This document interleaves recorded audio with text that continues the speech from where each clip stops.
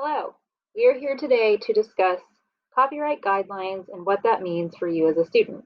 If you follow these guidelines outlined below, you will avoid making copyright infringements and your school projects and assignments will be a success.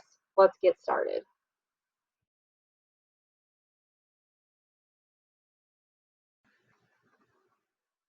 What is copyright? The U.S. Copyright Act is federal legislation enacted by Congress under its constitutional grant of authority to protect the writings of authors. The Copyright Act now reaches architectural design, software, graphic arts, motion pictures, sound recordings, and more. Copyright is a form of protection for creators of original works.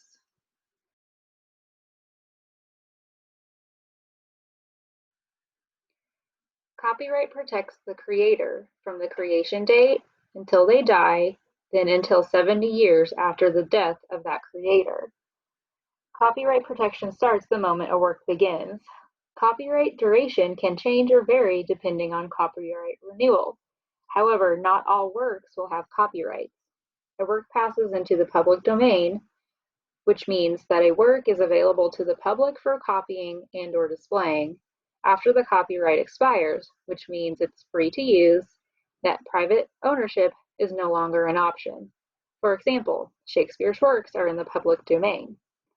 However, you will always want to check and make sure if there is a copyright or not. And remember, you should always cite your sources.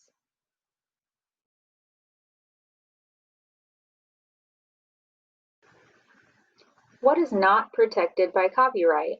These are intangible things, such as ideas, facts, methods of operation, and systems. Titles, names, and slogans, these things are covered by trademark. Recipes, most government works, which are regulation, ordinances, and judicial rulings.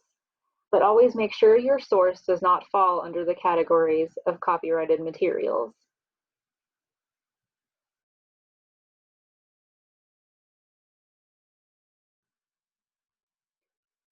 What does that mean?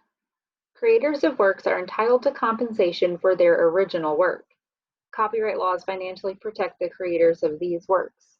Wouldn't you want to get compensated for your work? I know I would. Serious consequences of violating copyright laws can range from $750 fines to up to $30,000 in fines. If the copyright violation was intentional, fines can go up to $150,000. Even more serious violations can go up to 5 years in jail. Always follow copyright guidelines. And when in doubt, ask a librarian.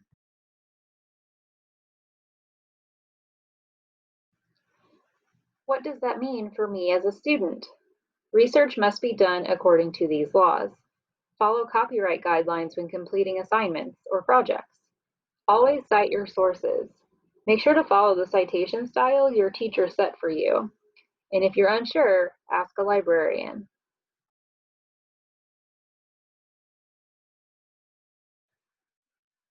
One medium that is protected by copyright is music. So, can I use music in my projects or assignments? Yes, as long as you follow the guidelines below. The music is for academic purposes, not a performance.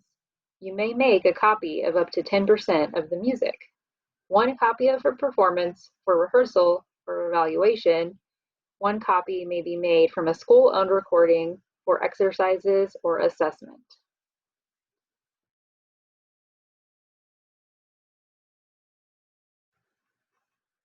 What is not allowed in the use of music? Arranging a collection of recordings. You may not make multiple copies of musical scores. If you need more copies, you must purchase them. Making an arrangement of music without permission of the copyright holder. Performing a piece without permission of owner. Taking the music from a website. You must always pay for the music you download. And again, you must always cite your sources.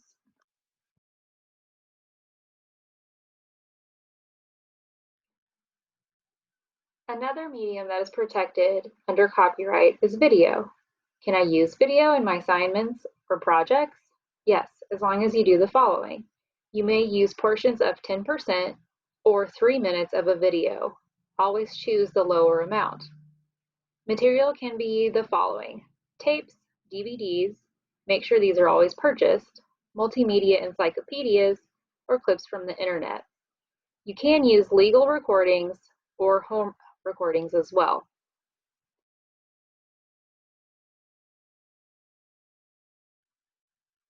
What is not allowed in the use of video?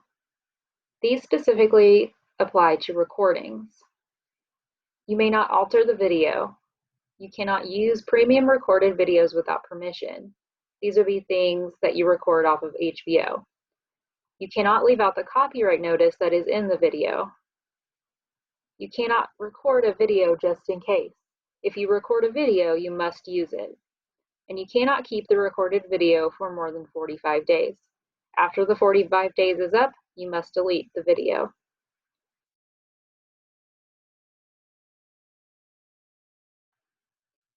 Can I use pictures or illustrations? Yes, as long as you use one image per book, periodical, or newspaper. You can use one diagram, chart, or image from a single source. You may also use one image per source presentation. That would be something from like a PowerPoint or a Prezi. You can use up to 5 images or photographs by a single artist or creator. You can use collections of photos, up to 15 images or 10% of the collection.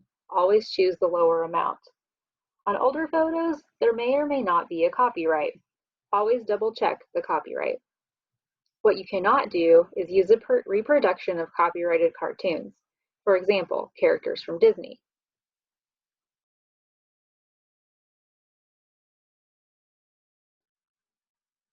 What if I want to use a text? Sure, as long as you follow these basics.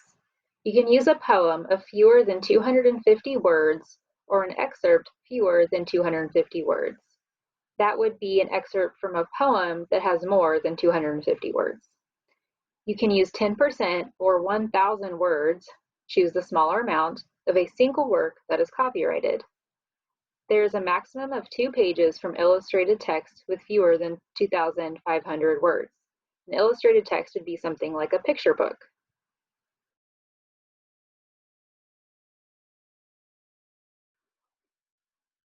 Remember, you must always cite your sources with or without copyright. If you need citation help, the Purdue Online Writing Lab is a great resource. The Library of Congress website is a great place to search for copyrighted material. If you want more information about copyright laws, you can go to the American Library Association website.